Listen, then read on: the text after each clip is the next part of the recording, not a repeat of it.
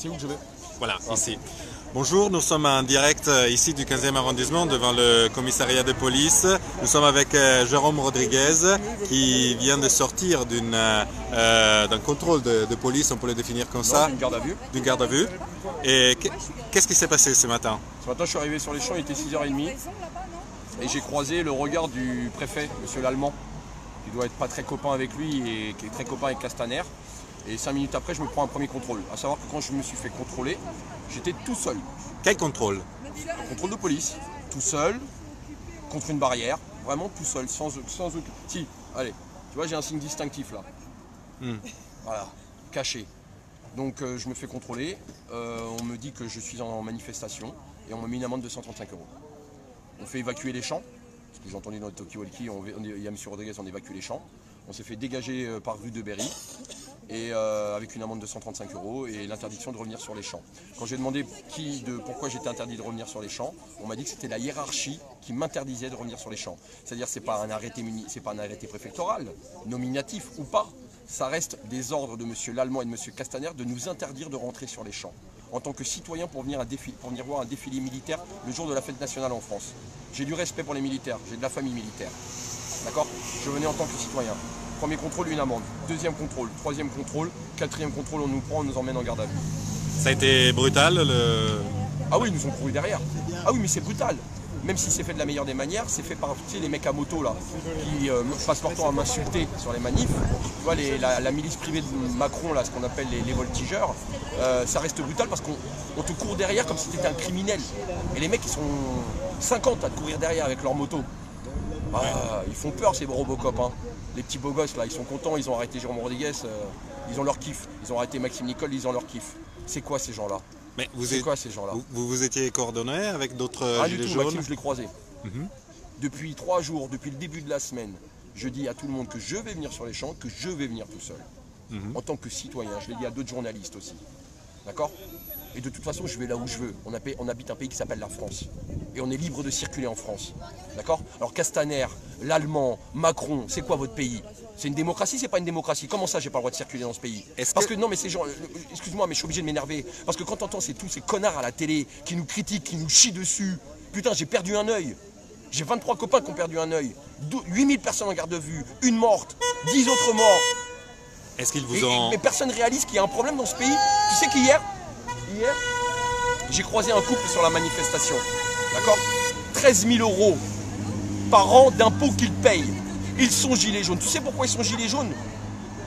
Le lendemain de m'être fait crever un œil, ils se sont dit c'est pas possible ce qui se passe en France.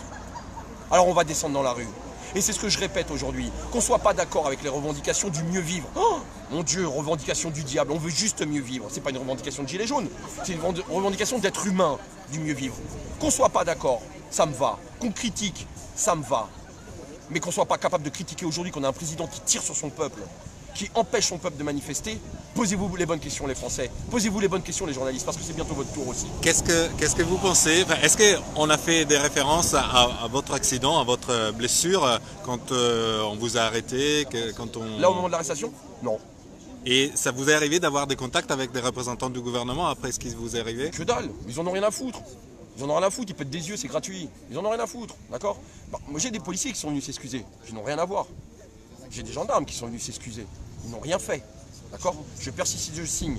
Je n'ai pas de haine envers la police. La police, un jour ou l'autre, on peut en avoir besoin, dans le bon comme dans le mauvais. D'accord? Mais je suis désolé.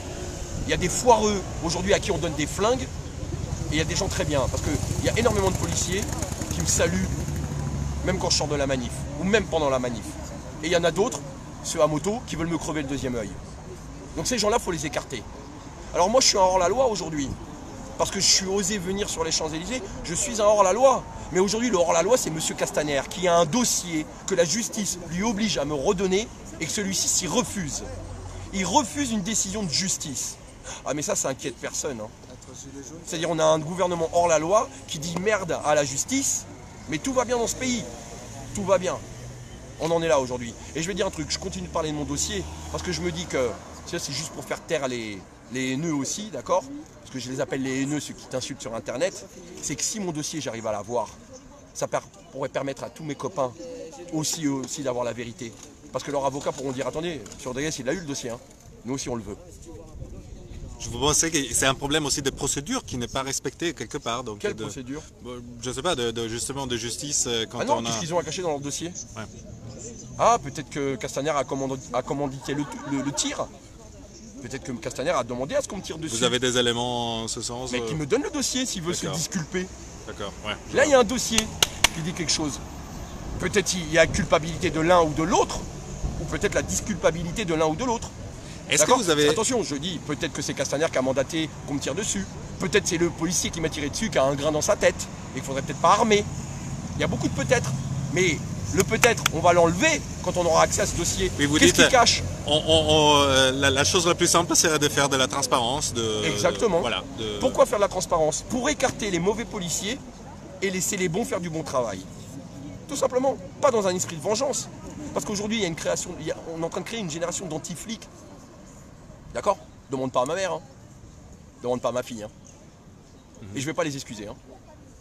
Là, parce que si ma mère elle pouvait attraper le flic, le prendre et taper Macron avec, elle le ferait. Et je la laisserais faire.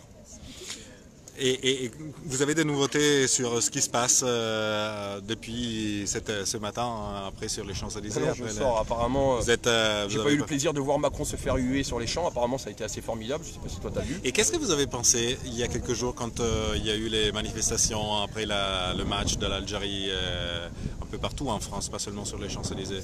Deux poids, deux mesures. Ils gagnent. Ils vont sur les champs faire la fête. Très bien. Mais moi, parce que je suis un gilet jaune, j'ai pas le droit d'aller sur les champs. Les touristes vont sur les champs. Moi, parce que je suis un gilet jaune, je vais pas sur les champs. Donc, Je suis quoi? Je suis un être humain à part? Je suis un apatride de la France aujourd'hui ou quoi? et Non, parce que si c'est ça, hein, et je te le dis aussi à ta caméra, je l'ai dit à d'autres, hein, je suis français. Hein. Donc tous les haineux qui me demandent de retourner dans mon pays, je suis français. d'ailleurs, aujourd'hui, il y avait plein de représentants d'autres pays européens et des forces armées d'autres pays européens. Des street médicaux allemands qui sont venus me saluer, de tous les pays. Et qu'est-ce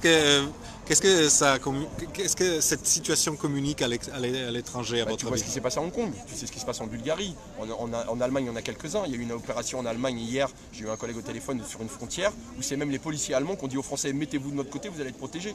Pas aux policiers français, aux manifestants pardon. Qui était gilet jaune? Qui était gilet jaune, ils faisaient une action à une frontière, les policiers français commençaient à attaquer comme ils savent faire, c'est les policiers allemands qui ont dit venez vous mettre à l'abri de ce côté. Bon les gars, réfléchissez, hein. Réfléchissez. Parce que tu sais, hein, ce qu'on fait là, on se bat. Si on gagne, ce sera pour tout le monde. Même pour les connards qui nous ont tiré dessus. D'accord. Merci beaucoup. Je finirai juste, ouais. Comme ça j'en profite, et je le répète. Tous ceux qui ne sont pas d'accord avec nous, tous ceux qui se marrent et se branlent sur le fait qu'on se fasse tirer dessus, quand tu iras te dorer le cul à la plage cet été, tu te rappelleras que ton arrière-grand-père s'est battu pour que tu te dores le cul sur la plage l'été. Tu te rappelleras que ton arrière-grand-père a fait en sorte que tu aies la semaine de 40 heures. Tu te rappelleras que ton grand-père t'a donné ton samedi-dimanche de repos. Et là, tu pourras les insulter. Donc, ce qu'on fait là, c'est qu'on fait la même chose qu'en 36. On essaye de garder le peu d'acquis qu'on nous a enlevé et de gagner du respect de l'humanité. Si on mérite des coups de crosse dans la gueule pour ça et des insultes, eh ben moi je suis prêt à me battre jusqu'au bout et j'irai jusqu'au bout. Merci beaucoup. Merci beaucoup, Jérôme Rodriguez.